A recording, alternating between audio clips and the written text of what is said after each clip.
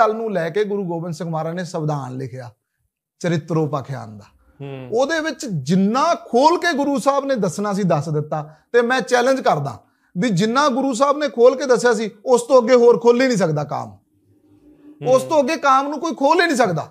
Professor Darshan Singh ਦਾ ਮੈਂ ਥੋੜੀ ਦੇਰ ਪਹਿਲਾਂ ਸੁਣ ਰਿਹਾ ਸੀ, ਤੁਹਾਨੂੰ ਵੀ ਮੈਂ ਸੁਣਾਇਆ, ਜਿੱਥੇ ਉਹ ਕਹਿੰਦੇ ਕਿ ਇੱਥੋਂ ਤੱਕ ਲਿਖਿਆ ਵੀ ਜੇ ਨਾਰੀ ਨੂੰ ਅੱਜ ਦੀ ਮਾਡਰਨ ਭਾਸ਼ਾ 'ਚ ਕਹਾਂ ਵੀ ਬੈੱਡ ਤੇ ਸੈਟਿਸਫਾਈ ਨਹੀਂ ਕਰ ਸਕਦਾ ਜਿਹੜਾ ਬੰਦਾ, ਉਹ ਨਰਕਾਂ 'ਚ ਜਾਣਾ ਚਾਹੀਦਾ। ਦੇਖੋ ਮੱਕੜ ਸਾਹਿਬ, ਮੈਂ ਤੁਹਾਨੂੰ ਪਹਿਲਾਂ ਕਿਹਾ ਕਿ ਜਦੋਂ ਤੱਕ ਅਸੀਂ ਉਸ ਬਾਣੀ ਦੇ ਰਹੱਸ ਨੂੰ ਨਹੀਂ ਸਮਝਦੇ, ਉਸ ਗੱਲ ਦੀ, ਉਸ ਕਹਾਣੀ ਦੇ ਮੋਟਿਵ ਨੂੰ ਨਹੀਂ ਸਮਝਦੇ, ਜਿਹੜਾ ਚਰਿਤਰੋਪਾਖਿਆਨ ਹੈ, ਪਾਖਿਆਨ ਦਾ ਮਤਲਬ ਹੁੰਦਾ ਕਹਾਣੀ, ਕਹਾਣੀ ਬਣਾਈ ਵੀ ਜਾਂਦੀ ਹੈ, ਕੋਈ ਸਿੱਖਿਆ ਦੇਣ ਵਾਸਤੇ ਬਣਾਈ ਵੀ ਜਾਂਦੀ ਹੈ ਕਹਾਣੀ, ਤਾਂ ਕਹਾਣੀ ਨੂੰ ਬਣਾਇਆ ਗਿਆ, ਠੀਕ ਹੈ ਨਾ। ਤੇ ਇਹ ਕਹਾਣੀਆਂ ਪਹਿਲਾਂ ਤੋਂ ਵੀ ਸਾਡੇ ਪਰੰਪਰਾ ਦੇ ਵਿੱਚ ਰਹੀਆਂ ਨੇ, ਠੀਕ ਹੈ ਨਾ। ਉਹ ਕੋਈ ਸਿੱਖਿਆ ਲੈਣ ਵਾਸਤੇ, ਕੋਈ ਗ੍ਰਹਿਣ ਕਰਨ ਵਾਸਤੇ, ਕਿਸੇ ਨੂੰ ਕੋਈ ਮੈਸੇਜ ਦੇਣ ਵਾਸਤੇ ਉਹ ਕਹਾਣੀ ਬਣਾਈ ਜਾਂਦੀ ਹੈ। ਸੋ ਉਹ ਕਹਾਣੀ ਨੂੰ ਥੋੜਾ ਡਿਟੇਲ ਚ ਦੱਸੋ, ਕੀ ਕੀ ਲਿਖਿਆ, ਥੋੜਾ ਡਿਟੇਲ ਚ ਦੱਸੋ। ਲਿਖਿਆ ਤਾਂ ਦੇਖੋ, ਤੁਸੀਂ ਜਦੋਂ ਚੰਡੀ ਦੀ ਚਰਿਤਰੋਪਾਖਿਆਨ ਨੂੰ ਪੜ੍ਹਦੇ ਹੋ, ਸਭ ਤੋਂ ਪਹਿਲੀ ਗੱਲ ਹੈ ਕਿ ਚਰਿਤਰੋਪਾਖਿਆਨ ਜਦੋਂ ਸ਼ੁਰੂ ਹੁੰਦਾ ਉਦੋਂ ਇੱਕ ਕਹਾਣੀ ਸ਼ੁਰੂ ਹੁੰਦੀ ਹੈ। ਹੁਣ ਤੁਸੀਂ ਕਿਹਾ ਡਿਟੇਲ ਦੇ ਵਿੱਚ, ਡਿਟੇਲ ਲਈ ਟਾਈਮ ਲੱਗੇਗਾ, ਤਾਂ ਆਪਾਂ ਜੇ ਕਹਿੰਦੇ ਹੋ ਤਾਂ ਉਹਨੂੰ ਹੋਰ ਦੱਸੋ, ਖੁੱਲ ਕੇ ਦੱਸੋ ਤੁਸੀਂ। ਦੇਖੋ, ਜਿਹੜਾ ਚਰਿਤਰੋਪਾਖਿਆਨ ਦੀ ਆਰੰਭਤਾ ਹੈ ਉਹ ਹੋ ਰਹੀ ਹੈ ਇੱਕ ਰਾਜੇ ਤੋਂ। ਇੱਕ ਰਾਜਾ, ਉਹ ਆਪਣੀ ਰਾਣੀ ਦੇ ਨਾਲ ਅਥਾਹ ਪਿਆਰ ਕਰਦਾ ਹੈ, ਬਹੁਤ ਜ਼ਿਆਦਾ ਪਿਆਰ ਕਰਦਾ ਹੈ। ਉਹਦੀ ਰਾਣੀ ਮਰ ਜਾਂਦੀ ਹੈ। ਮਰ ਵੀ ਕੀ ਜਾਂਦੀ ਹੈ, ਇਤਿਹਾਸਕਾਰ ਤਾਂ ਉਹਦੇ ਮੁਤਾਬਕ ਤਾਂ ਇਹ ਹੈ ਕਿ ਉਹ ਰਾਣੀ ਇੰਦਰ ਦੇਵਤੇ ਦੀ ਉਹ ਸਵਰਗ ਦੇ ਵਿੱਚੋਂ ਆਈ ਹੋਈ ਪਰੀ ਸੀ, ਠੀਕ ਹੈ ਨਾ। ਉਹਨੂੰ ਸ਼ਰਾਪ ਹੋਇਆ ਸੀ ਕਿ ਤੂੰ ਹੁਣ ਇਸ ਮੰਡਲ ਦੇ ਉੱਤੇ ਜਾ ਕੇ, ਮਿਰਤ ਮੰਡਲ ਦੇ ਉੱਤੇ ਜਾ ਕੇ ਤੂੰ ਹੁਣ ਸਰੀਰ, ਮਨੁੱਖ ਦਾ ਸਰੀਰ ਧਾਰਨ ਕਰਨਾ, ਤੂੰ ਦੇਵ ਰੂਪ ਚ ਨਹੀਂ ਰਹਿ ਸਕਦੀ। ਉਹਨੂੰ ਸ਼ਰਾਪ ਹੋਇਆ ਸੀ। ਉਹ ਇੱਥੇ ਆਈ, ਜਿੰਨੀ ਦੇਰ ਤੱਕ ਉਹਦਾ ਸਰੀਰ ਸੀ ਉਹਨੇ ਉਹ ਸਰੀਰ ਨੂੰ ਭੋਗਣਾ ਕੀਤਾ, ਕਿਉਂਕਿ ਉਹ ਵੈਸੇ ਹੀ ਪਰੀ ਸੀ। ਤੇ ਉਸ ਕਰਕੇ ਜਦੋਂ ਉਹਨੇ ਉਹ ਰਾਜੇ ਦੇ ਨਾਲ ਸੰਬੰਧ ਜੋੜਿਆ, ਜਦੋਂ ਉਹਦੀ ਮਤਲਬ ਕਿ ਸਮਾਂ ਸੀਮਾ ਖਤਮ ਹੋ ਗਈ, ਉਹ ਗੁਪਤ ਹੀ ਹੋ ਗਈ, ਮਰੀ ਵੀ ਨਹੀਂ, ਉਹ ਗੁਪਤ ਹੋ ਗਈ, ਉਹ ਰਾਣੀ ਗੁਪਤ ਹੋ ਗਈ। ਰਾਜਾ ਉਹਦੇ ਵਿਜੋਗ ਚ ਲੱਗ ਗਿਆ ਵੀ ਜੇ ਮਰ ਜਾਂਦੀ ਫਿਰ ਤਾਂ ਗੱਲ ਸੀ ਵੀ ਕਿੱਥੇ ਚਲੀ ਗਈ। ਇੰਨਾ ਜ਼ਿਆਦਾ ਵਿਜੋਗ ਚ ਹੋ ਗਿਆ, ਉਹ ਰਾਜ ਭਾਗ ਦਾ ਸਾਰਾ ਕੰਮਕਾਜ ਛੱਡ ਗਿਆ। ਉਹਨੇ ਆਪਣੇ ਬੰਦਿਆਂ ਨੂੰ ਕਹਿ ਦਿੱਤਾ ਵੀ ਜਿੱਥੋਂ ਕਿੱਥੋਂ ਇਹ ਮੇਰੀ ਰਾਣੀ ਮੈਨੂੰ ਲੱਭ ਕੇ ਲਿਆ ਕੇ ਦਿਓ, ਗਵਾਚੀ ਹੈ, ਜੋ ਨਾਮ ਕੋਈ ਕਹੇਗਾ ਮੈਂ ਦਊਂਗਾ। ਉਹ ਸਾਰੇ ਲੱਭਣ ਚਲੇ ਗਏ, ਲੱਭਦੇ ਕਿਸੇ ਨੇ ਕਿਸੇ ਦੂਸਰੇ ਰਾਜ ਦੇ ਰਾਜੇ ਦੀ ਪੁੱਤਰੀ ਦੇਖ ਲਈ ਤੇ ਉਹਨੇ ਕਹਿ ਦਿੱਤਾ ਵੀ ਇਹ ਸਾਡੀ ਰਾਣੀ ਵਰਗੀ ਲੱਗਦੀ ਹੈ, ਜਿਵੇਂ ਆਪਾਂ ਕਹਿੰਦੇ ਆ ਕਿ ਸ਼ਕਲਾਂ ਮਿਲਦੀਆਂ ਨੇ। ਉਹਨੇ ਕਿਹਾ ਇਹਦੀ ਸ਼ਕਲ ਮਿਲਦੀ ਹੈ। ਉਹਨੇ ਕਿਹਾ ਵੀ ਇਹ ਰਾਣੀ ਜਿਹੜੀ, ਇਹ ਰਾਜੇ ਦੀ ਰਾਣੀ, ਇਹ ਸ਼ਕਲ ਨਹੀਂ ਮਿਲਦੀ, ਇਹੀ ਰਾਣੀ ਇਹ ਰਾਜਾ ਚੁੱਕ ਲਿਆ। ਉਹਨੇ ਜਾ ਕੇ ਰਾਜੇ ਨੂੰ ਦੱਸ ਦਿੱਤਾ ਵੀ ਰਾਜਾ ਸਾਹਿਬ, ਉਹ ਰਾਣੀ ਆਪਣੀ ਉਹ ਚੁੱਕ ਕੇ ਲੈ ਗਿਆ ਦੂਜਾ ਰਾਜਾ।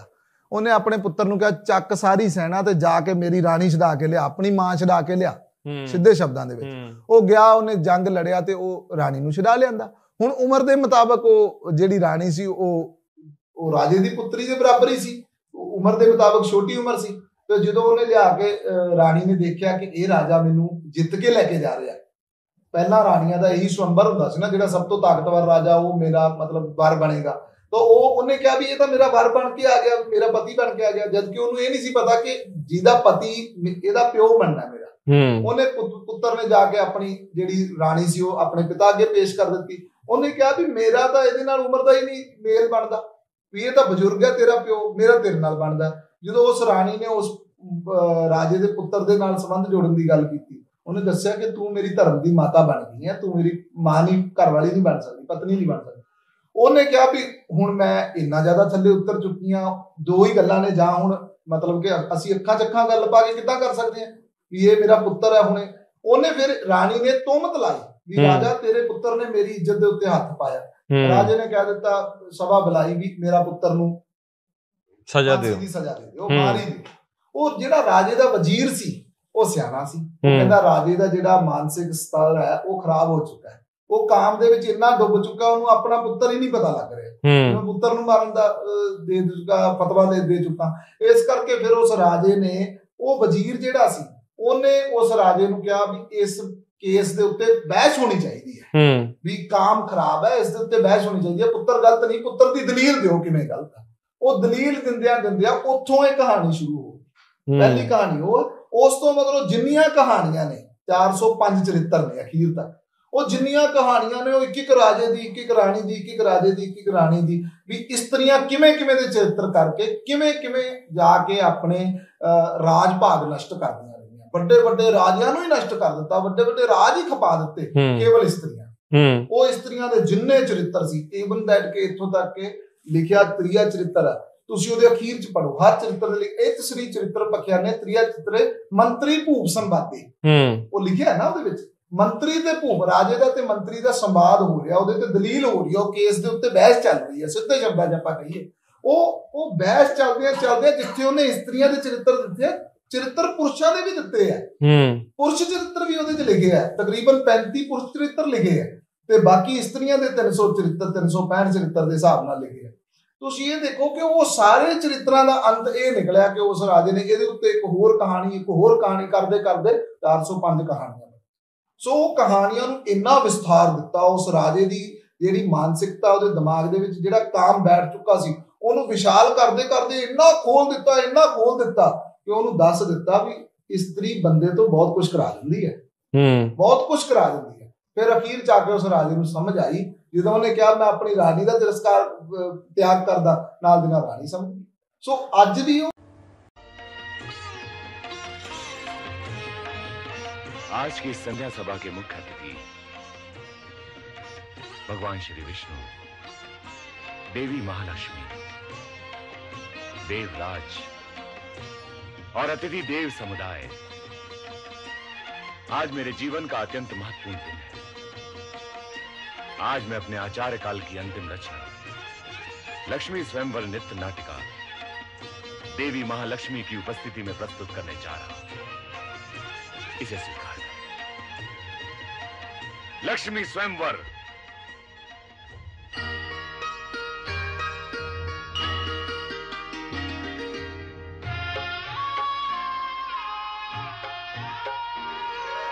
सागर मंथन से मिली महालक्ष्मी अनमोल, सिंधु सुता को देख कर सबका मन गया डोल।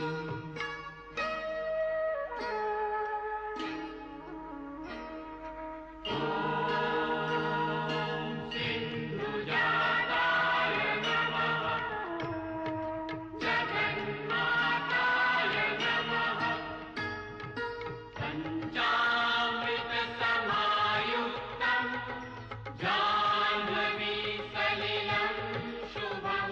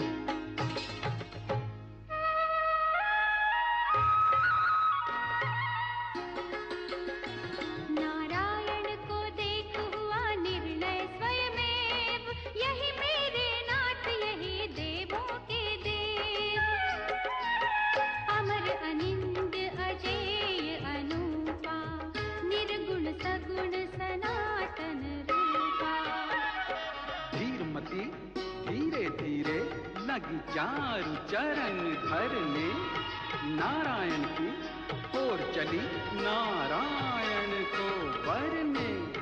स्वीकारा इस प्रेम समर्पण को परमेश्वर ने, हर्षित होकर सुर नर मुनि जय घोष लगे करने। आनंद घन प्रेम के सागर पुरुषोत्तमा, पुरुषोत्तमा सद्गुण पंडित लक्ष्मी नागर सर्वोत्तमा। पुरुरवा मम जीवा कमल बदने कमल हस्ते कमल पदे कमल नयनम महाविष्णु। बंद करो ये अनगल प्रलाप, बंद करो। उर्वशी, प्रमाद में तुमने मेरे जीवन की अंतिम भेंट को हास्यपद बनाकर मुझे अपमानित किया है। मेरे आराध्य देव भगवान श्री विष्णु को पुरुषोत्तम की जगह पुरुरवा कहकर मेरी श्रद्धा का अपमान किया है। तुमने मेरे आचार्य पद को कलंकित किया है। जा, मैं तुझे श्राप देता हूँ ऋषिवर, कि जिस मानव की कल्पना में तुमने ये घोर अनर्थ किया है, मुनिवर भरत, तू अप्सरा से मानवी हो जाए। नहीं नहीं ऋषिवर, तेरी अमरता छन जाए, तेरी सारी दैवी शक्तियां नष्ट हो जाएं।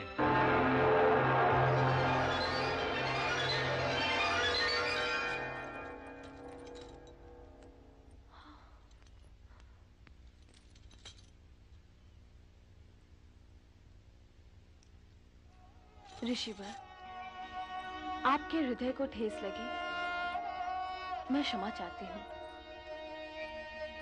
किंतु आप रसों के ज्ञाता होते हुए भी एक नारी का हृदय समझ नहीं सके। मैं भगवान विष्णु और देवी महालक्ष्मी से भी क्षमा चाहती हूँ। मेरे मुख से मेरे आराध्य का नाम निकल गया, यही मेरा अपराध है। सच पूछिए तो जब भी मैं अपने हाथों में वरमाला की कल्पना करती हूँ, मेरे सामने एक ही मूर्त होती है, मेरे देवता पुरुरवा की। तू क्षमा के बजाय वाद विवाद करती है, तो जा पृथ्वी पर जाकर पुरुरवा पुरुरवा पुकार। पृथ्वी के रोग व्याधियों और मृत्यु के कष्ट झेल। मुनिवर, मुनिवर, मुनिवर। देवी उर्वशी। देवी? नहीं देवराज, मैं तो फिर वही की वही रही, ऋषि नारायण की मानस पुत्री उर्वशी। आज इस इंद्र सभा में बड़े गौरव के साथ कहती हूँ कि भरत मुनि का ये श्राप नहीं, मेरे लिए वरदान है, जिसने स्वर्ग और मेरे देवता के बीच की सारी बाधाएं गिरा दी हैं। यदि ऐसा ना होता तो स्वर्ग के नियम तोड़ने के भय से मैं उस मानव रतन के चरणों में कभी अपना स्थान नहीं बना पाती। एक मानव को अपना हृदयश्वर बनाकर तुमने स्वर्ग के नियम को तोड़ने का अपराध तो किया हो ऋषि। यदि एक स्त्री को अपने हृदयश्वर चुनने का अधिकार ना होता तो आज देवी महालक्ष्मी विष्णु प्रिय नहीं कहलाती। स्त्री के इस अधिकार को विधाता भी चुनौती नहीं दे सकते देवराज। अपनी सीमा में रहो उर्वशी, और देव सभा की मर्यादा को भंग करने का साहस न करो। आप मर्यादा की बात ना करें। देवलोक ने हमेशा हमारा व्यवहार मर्यादा को भंग करने के लिए किया है। जब हम अप्सराएं किसी भी तपस्वी की तपस्या भंग करने के लिए उसके सामने निर्लज होकर नृत्य करती हैं, तब देवलोक की मर्यादा भंग नहीं होती। तुमने अपने लिए एक मानव का चुनाव करके हमारी श्रेष्ठता को चुनौती दी है। एक ही पिता के संतान होने के कारण आप देवता और दानवों में एक बात समान है, दोनों श्रेष्ठ होने का दावा करते हैं। हम श्रेष्ठ हैं, हम श्रेष्ठ हैं, किंतु आप दोनों में स्त्री क्या है? स्त्री आपके लिए शस्त्र है और दानवों के लिए काम क्रीड़ा का एक खिलौना। और मानव के लिए उपासना है स्त्री, श्रद्धा है स्त्री। स्त्री के रूप की महानता का इससे बड़ा उदाहरण क्या हो सकता है?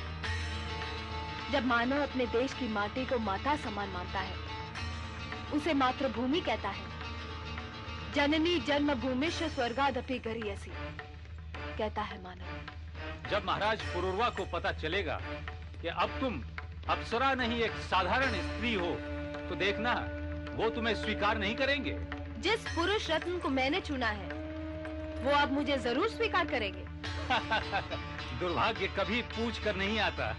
जल देवता, क्या यही बात आप महाराज पुरुरवा के समक्ष कह पाएंगे? उन महाराज पुरुरवा के समक्ष जिन्होंने कई बार संग्राम में देवताओं का साथ देकर असुरों को पराजित किया है। बस वरुण देव, बस। इसके आगे कुछ मत कहिए। हम स्वर्ग के एक सर्वश्रेष्ठ अप्सरा तो गंवा ही चुके हैं। कहीं ऐसा ना हो कि हम देवताओं का एक मित्र भी गंवा बैठे। देवराज, आप निश्चिंत रहे। देवताओं के साथ रहकर मुझ में इतनी समझ तो आ ही गई है कि देवलोक की बात देवलोक में ही छोड़ जाऊं। अगर आप अनुमति देते हैं तो जीवक को मैं अपने साथ ले जाऊंगी। उर्वशी, जीवक तुम्हें हमारा स्मरण कराता रहेगा। मैं इनका तिलोत्मा। उर्वशी अपनी सारी दैवी शक्तियां तो गंवा ही चुकी है। तुम इस मानव प्रिया को उनकी प्रिय पृथ्वी तक सकुशल पहुंचा दो।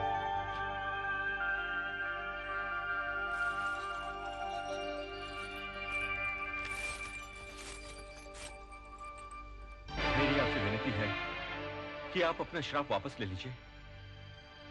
नहीं देवराज, अब मैं भी अपना श्राप वापस नहीं ले सकता।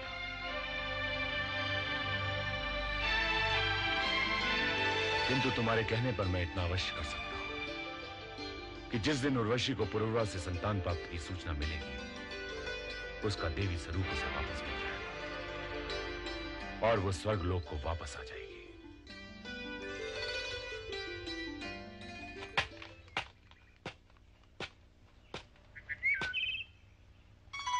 उर्वशी, तुम?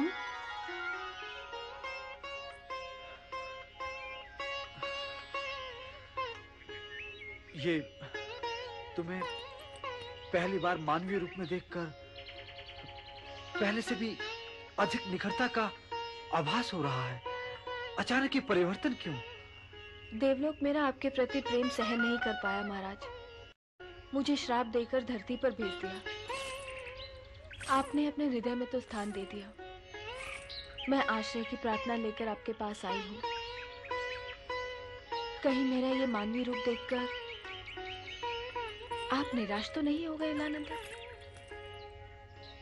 मानवी हो या अप्सरा, मेरे लिए तो तुम वही उर्वशी हो जिसे मैंने प्रथम दृष्टि में प्रेम किया था। उर्वशी,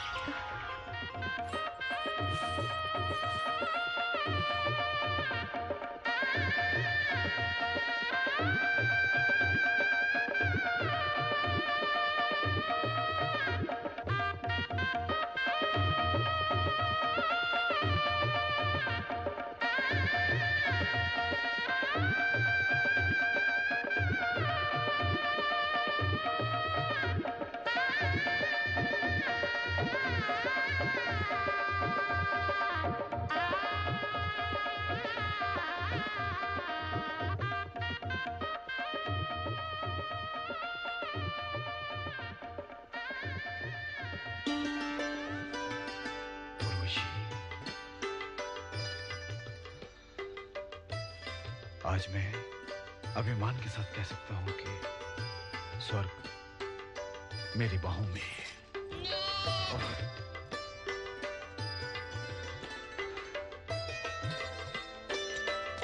पढ़ने दो मुझे मधुर मिलन का ये प्रेम ग्रंथ, जिसका पहला अध्याय है मधुशाला जैसी मैं।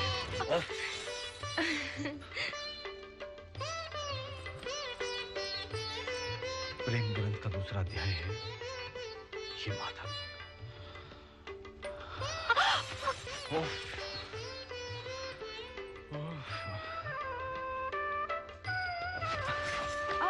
अभी से जाने दो। अरे ये क्या कर रहे हैं आप? अरे उर्वशी, जीवक जीवक जीवक जीवक, उर्वशी, रुको। जीवक जीवक जीवक,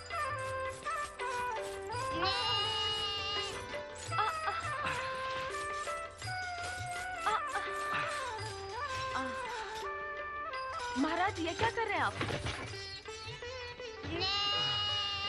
जीवा, हमारा अभ्यास इसी तरह चलता रहा तो हमारे मधुर मिलन की घड़ी कब आएगी?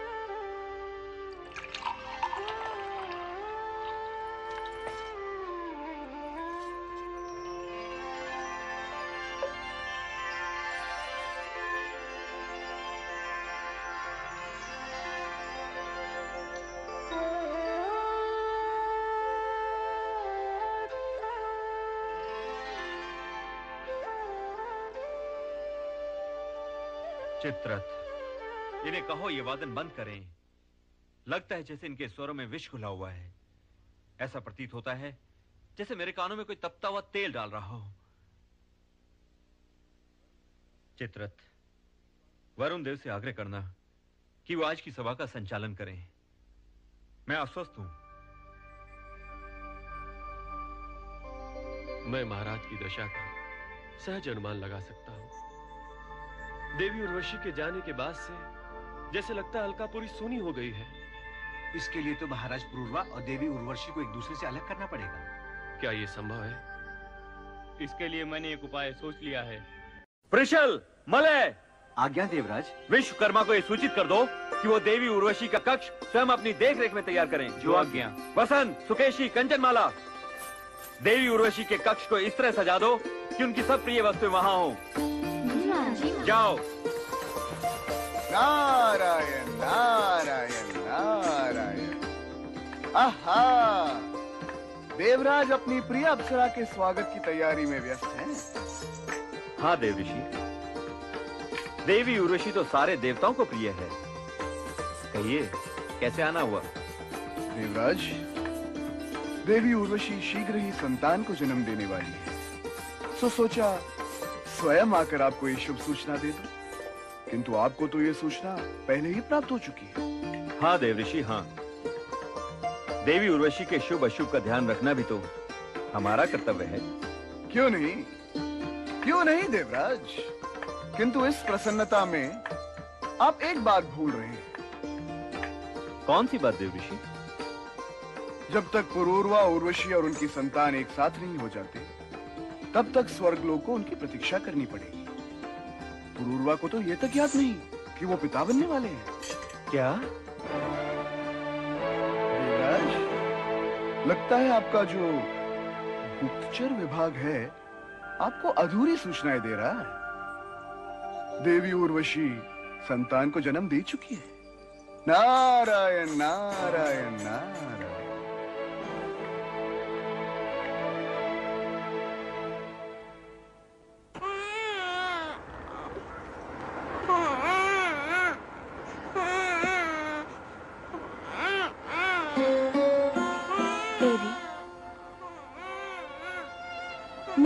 साधारण स्त्री हूँ। मैं नहीं जानती पति से ये भेद छुपाया वो पाप था, या पुत्र को आपकी झोली में डालकर जा रही हूँ ये पाप है। उर्वशी, हम सारे प्राणी उस विधाता की न दिखने वाली डोर से बंधे हैं। तुम अपने आप को दोषी मत समझो। भरत मुनि के श्राप के अनुसार यदि तुम अपने पति को यह भेद बता भी देती तो भी तुम्हें अपने पुत्र से अलग होना ही पड़ता। पता नहीं विधाता ने सारी यातनाएं स्त्री के नाम क्यों कर दी ऋषिवर। हृदय में प्रेम का अंकुर बो दिया, किंतु अपनी इच्छा का पुरुष चुनने का उसे अधिकार नहीं, उसे स्पर्श करने का अधिकार नहीं, उसके स्पर्श करने से होने वाले परिणामों पर उसका अधिकार नहीं। आदर्शों और मर्यादाओं के कारागार में स्त्री को सदा के लिए बंदी कर दिया है। उर्वशी, पुत्र का इस प्रकार वियोग करना बहुत दुखदायी होता है, किंतु तुम्ही ने तो इसका निर्णय लिया है। देवी, मैं और अधिक यहाँ ठहर गई तो अपने निर्णय से डिग जाऊंगी। मेरा पुत्र प्रेम मुझसे महाराज को छीन लेगा और मेरा प्रेम इस धरा से एक न्यायप्रिय राजा को छीन लेगा। नहीं, मैं ऐसा अनर्थ नहीं होने दूंगी। आयु मेरे पुत्र, तेरे मेरे स्नेह की मात्र इतनी ही आयु थी। मुझे क्षमा कर दे, मैं तुझे सबसे सुरक्षित गोद में सौंप कर जा रही हूँ।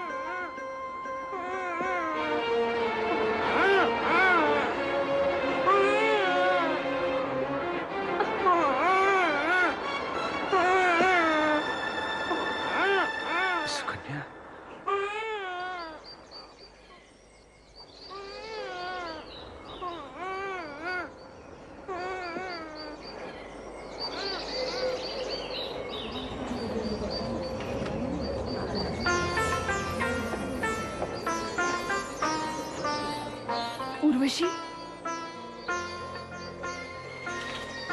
लगता है मेरी मनोकामना जल्द ही पूरी होगी। कैसे मनोकामना? पहले तुम ये प्रसाद खाओ। उर्वशी, एलवंश को तुम्हें उत्तराधिकारी दे नहीं पाई, इसलिए मैंने व्रत रखा था कि ईश्वर शीघ्र ही तुम्हें महाराज के संतान की माता बनाए। पगली, सौत हुई तो क्या, माता तो मैं भी कहलाऊंगी। तुम्हारे पुत्र का लालन पालन मैं करूंगी। बड़ी हूं मैं, अधिकार है मेरा। क्यों? महारानी, तू बड़ी भावुक है। तभी तो महाराज के खातिर स्वर्ग को ठुकरा के यहाँ चली आई।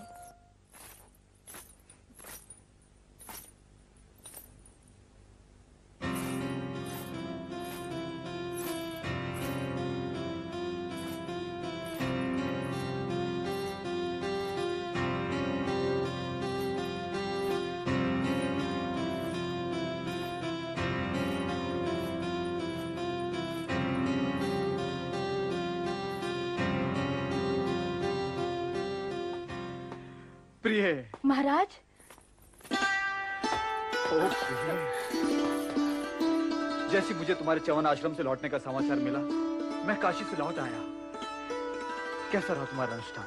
महाराज, अनुष्ठान तो मेरा पूरा हो गया। तो फिर उसका फल भी तो मुझे मिलना चाहिए ना? तुम्हारे पति होने के नाते तुम्हारे पुण्य पर भी मेरा अधिकार है। पुरुष रत्न, मेरी सांस सांस पर आपका अधिकार है। बस बस अपने पुरुष रत्न को एक पुत्र रत्न दे दो। च्यवन ऋषि कहते हैं पुत्र रत्न मिलेगा, किंतु थोड़ा विलंब होगा। विलंब किस बात का? इस समय ग्रहों की स्थिति के अनुसार यदि ऐसा हो गया तो हमें बिछड़ना पड़ेगा। मुझे नहीं चाहिए कोई सिद्धि जो तुम्हें मुझसे छीन ले। महाराज, मुझे क्षमा कीजिए। आप नहीं जानते मैं कितनी विवश हूँ, कितनी विवश हूँ। मैं जानता हूँ उर्वशी, मुझसे अधिक तुम्हें और कौन जानता है। मत रो, मत रो। आज का अभ्यास हम प्रारंभ करेंगे। आज दृष्टि और ध्यान दोनों की परीक्षा है। सभी एक एक करके 3 फलों को लक्ष्य बनाएंगे। 2 फलों को भेदने वाला आज की परीक्षा में सफल माना जाएगा। वत्सायु, हम तुमसे आरंभ करेंगे। जो आज्ञा गुरुदेव।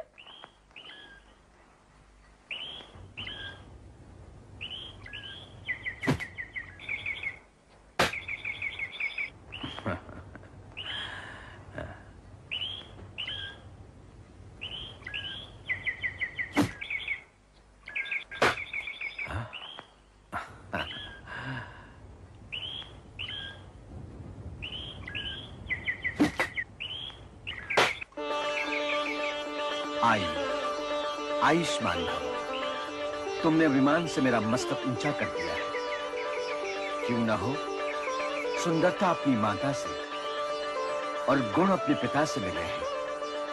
केवल 10 वर्ष की आयु में तुम्हारा लक्ष्य कुशल योद्धा जैसा है। आज्ञा दीजिए देवराज। बहुत हो चुकी प्रतीक्षा, बहुत हो चुकी। मुझे एक उपाय सूझा है। क्या?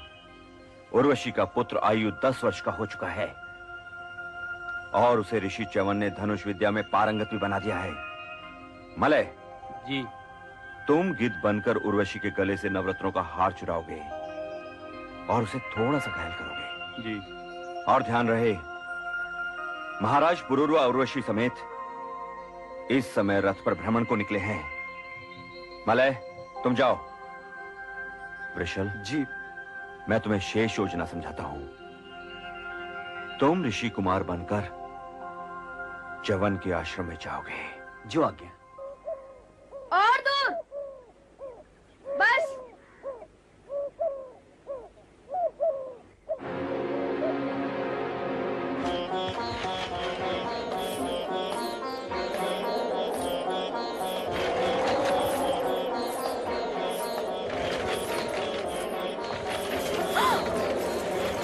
महाराज, वो गिद्ध आपके कुलपुरुष का दिया हुआ हार ले गया। लगता है वो कोई मायावी दानव है। मैं उसे अभी दंड देता हूँ। चलो।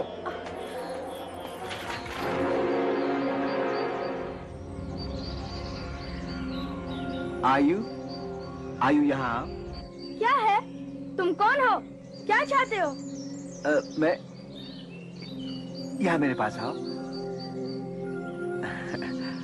अच्छा, ऊपर आकाश में देखो। अरे, ये तो किसी का आभूषण लिए जा रहा है। इसीलिए मैं तुम्हारे लक्ष्य भेद की परीक्षा लेना चाहता हूँ। अच्छा, ये बात है तो लो।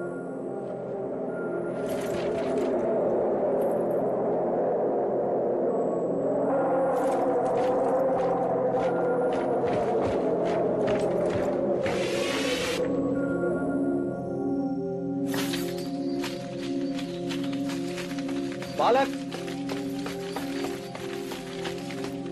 नवबालक, वो हार मुझे दे दो। क्यों दे दूं? गिद्ध को मेरा बाण पहले लगा था। अच्छा, तो तुम्हारा बाण था? हाँ? हाँ।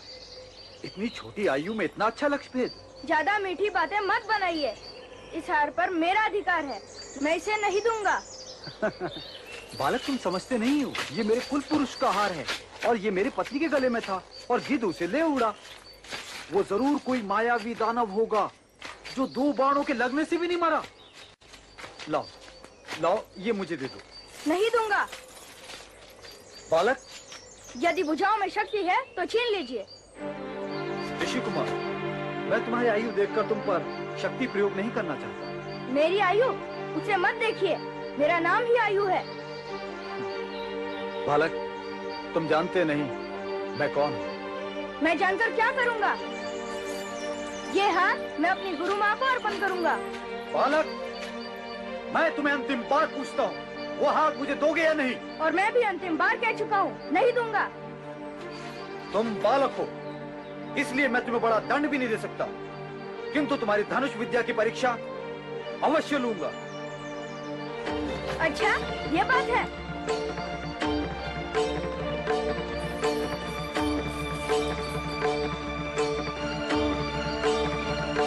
महाराज, महाराज, महाराज रुक जाइए महाराज, रुक जाइए महाराज, महाराज रुक जाइए महाराज। ये बालक आपका अपना ही रक्त है। ये एल वंश का उत्तराधिकारी आपका पुत्र आयु है। आयु मेरा पुत्र है?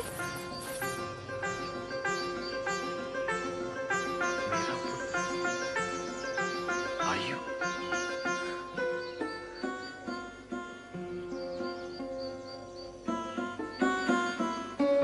ये कैसी पहेली है? महाराज, भाग्य बड़ा प्रबल होता है। ऋषिवर च्यवन? हाँ महाराज, श्राप के भय से उर्वशी ने आपसे इस पुत्र की बात छिपाई थी। वो हमारे आश्रम में पुत्र को जन्म देने ही आई थी महाराज। पुत्र? श्राप? मेरी तो कुछ समझ में नहीं आ रहा ऋषि। उर्वशी? रुक जाइए महाराज, उर्वशी रुक जाइए। यही होना था। भरत मुनि के श्राप के अनुसार जिस दिन आपको अपने पुत्र का समाचार मिलेगा, उर्वशी अप्सरापन स्वर्ग को लौट जाएगी। इसी भय से उर्वशी आपसे ये भेद छिपाती रही। उसने पति सुख पर अपना मातृत्व बलिदान कर डाला। वो तो हमेशा से अपने सुख का बलिदान करती आई है।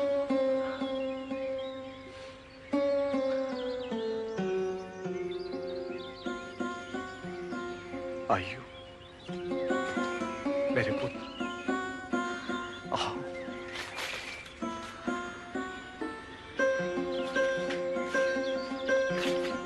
जाओ आयु, यही तेरे पिता हैं। तेरी माता तो तुझे हृदय से लगाने की कामना लिए हुए स्वर्ग को चली गई।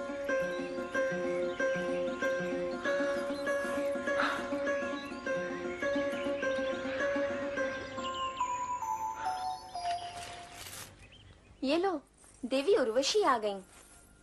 देवी, हम सब अप्सराएं इंद्रलोक में आपका स्वागत करती हैं। देवी उर्वशी का स्वागत हो। स्वागत है तुम्हारा उर्वशी। देवगणों, हम सबकी प्रिय त्रिलोक मोहिनी देवी उर्वशी भरत मुनि का श्राप भोगकर पृथ्वी से वापस आ गई हैं। स्वर्गलोक की गरिमा स्वर्गलोक लौट आई है। देवी उर्वशी का स्वर्गलोक में स्वागत है।